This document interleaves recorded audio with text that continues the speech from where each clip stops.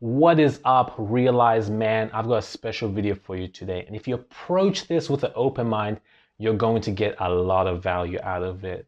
Now, when I was younger, I was very closed off to ideas that didn't fit my worldview. So if things weren't taught to me in school by my parents, if my friends weren't talking about it, if the mainstream media wasn't talking about it, I would disregard it as nonsense.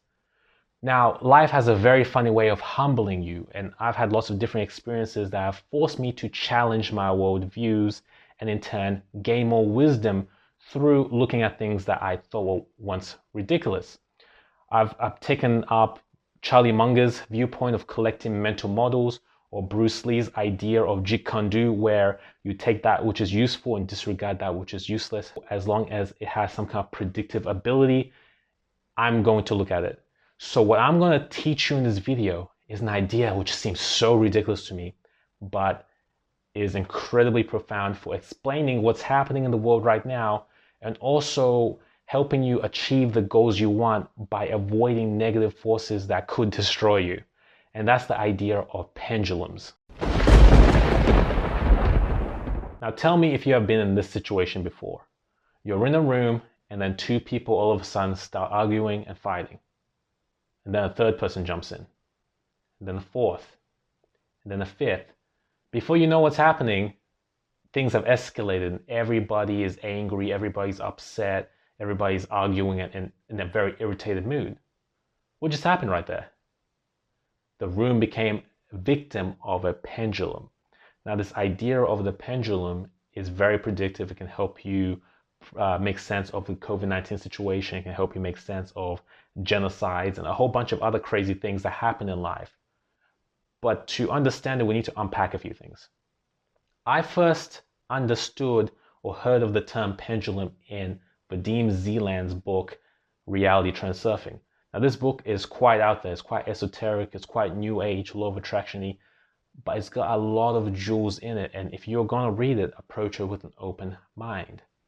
Now, Zeland, who is a former quantum physicist or quantum mechanic scientist of some sort, said that a pendulum is what happens when a group of people are thinking in the same frequency, thinking the same thoughts in the same direction, acting the same, feeling the same emotions. And what happens there is an energy structure or energy entity is created. Think of this like kind of like a spirit or something that then controls the people. So the people then become a puppet, they become a pawn in a larger game, and the motives and function of this energy structure become more important than the individual people. They start playing a role. Now, if this particular viewpoint is too esoteric, too crazy for you, this can also be explained in a more scientific viewpoint where the pendulum is the result of complex systems and emergence. If you want to know more about emergence, check out my video here on emergence. Another way you can look at it is it's what happens when memes are propagated.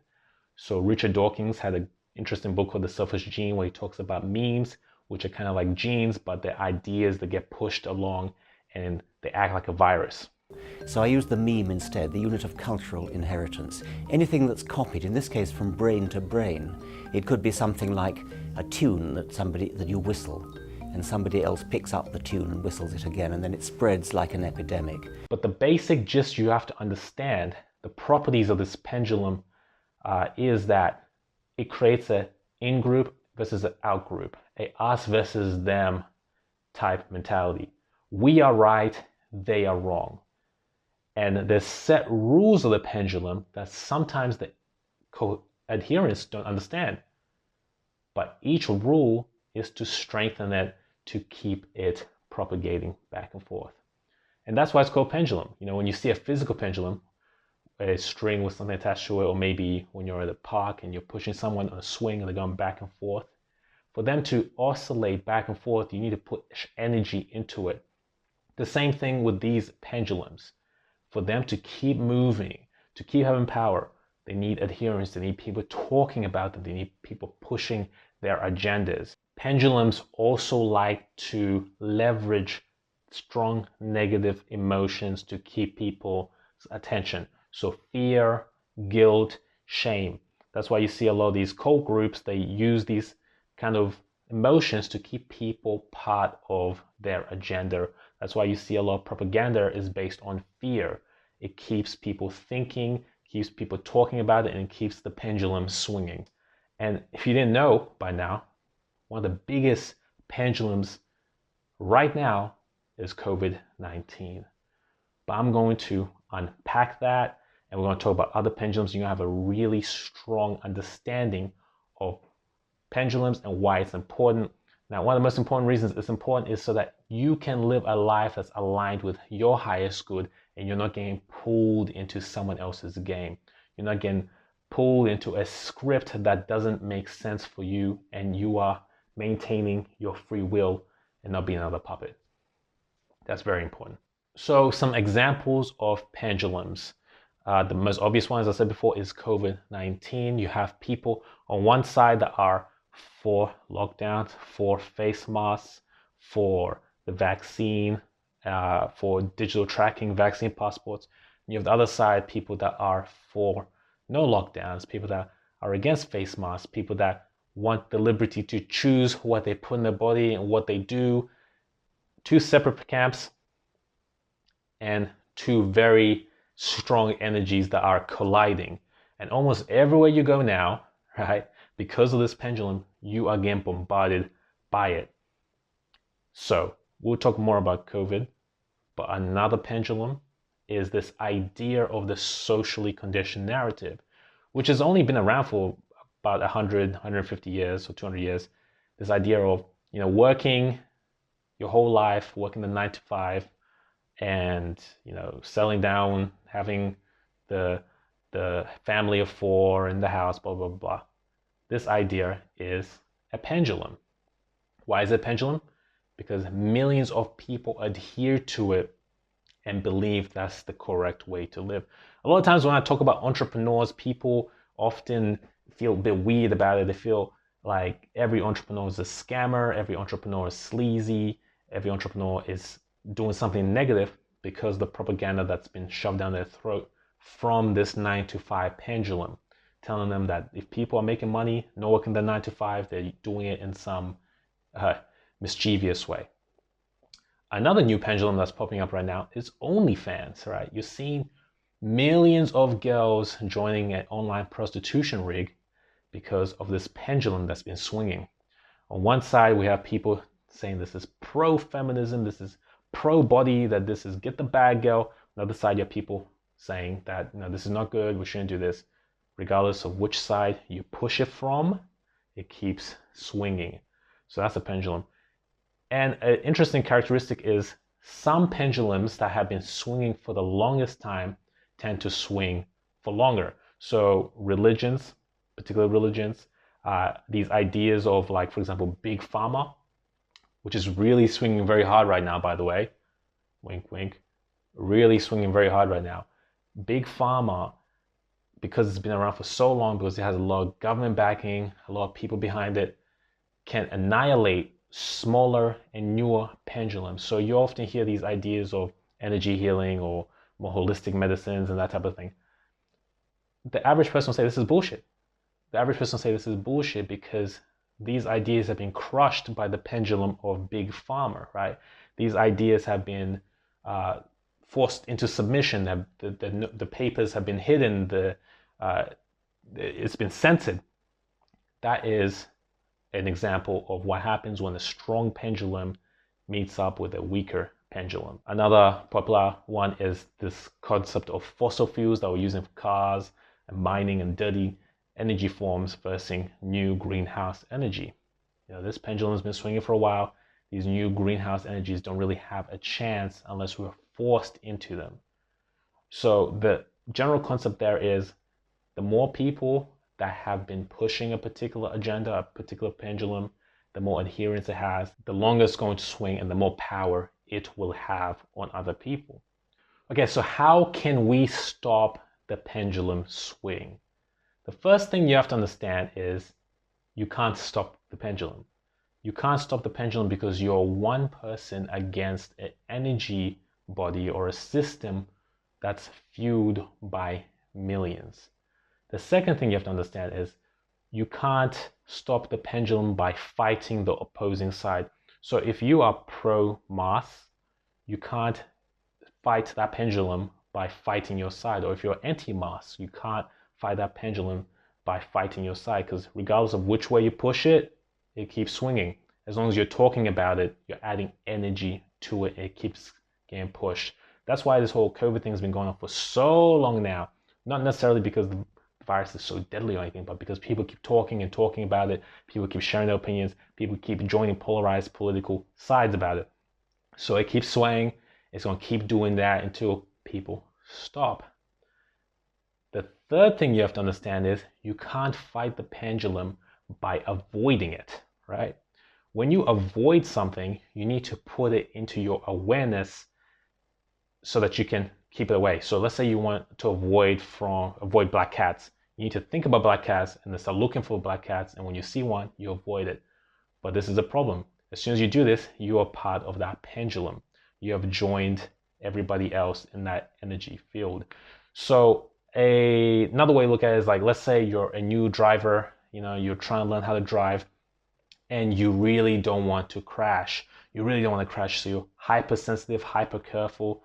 What tends to happen is you're more likely to crash because you're paying too much attention to avoiding it, right? So by putting that idea of not crashing into your mind, it enters your reticular activating system and you're gonna probably crash and find weird situations where you normally wouldn't have been in if you just played it cool. So you can't fight against it, you can't avoid it. What is the solution? The solution to not having pendulums influence you is to ignore them. Now, ignoring is very different from avoiding. Remember, avoiding, it needs to enter your consciousness first, then you make a decision not to pay attention to it. Ignoring is you see it, you accept it, you allow it to be, and you pay it no attention. Imagine that you are going to a museum and you're seeing a nice art display, right? You're impressed, you look at it, you're like, wow, that's nice. And then you walk over and you see another piece of art that's not to your liking. You're not going to complain and throw a fit and try to tear the art down, are you? No, because the security is going to take you out of there. It's going to be a bad situation. You're just going to simply walk away, pay no attention to it, and go and focus on something else that's more to your taste. Another metaphor or example that Zeland gives in the book is, imagine you have a dog that's behind you that keeps barking and barking and barking. The worst thing you can do is to turn around and yell at the dog and try chase it, because it's going to keep barking and keep annoying you and keep following you. So what do? You ignore it. As soon as you ignore the dog and keep walking on your way, it's going to lose interest in you and go annoy someone else that looks more entertaining. So that is how you have to approach these pendulums. If there's something you don't like in life and you don't want to be part of it, don't fight it, ignore it. This COVID situation, we're all sick of it. Don't post about it on Facebook. Don't look at the news. Don't do any of this crap where you're participating and being part of that pendulum. Simply ignore it and live your life as you always have.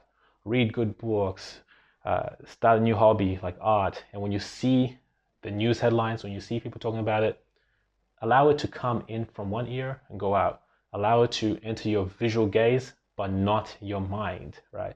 You kind of need to detach and go into observer mode and see it for what it is without the emotional attachment. Now, meditation is really good for this, focusing on the now. A good book on that is called The Power of Now by Eckhart Tolle. These grounding type activities are really good at teaching you to not focus on these things that are not important. And that is the secret. It's as simple as that. If you don't want to be part of a pendulum, ignore it. And what you have to realize about life is there's always going to be pendulums moving and swaying. Some are going to be constructive, some are going to be destructive. But as long as you have your free will, as long as you are not emotionally invested, you can choose which pendulums you're going to ride. Another interesting concept that Zeland talks about in the book is that the ability to resist pendulums or to ignore pendulums is what leads geniuses to be able to see things that other people can't see.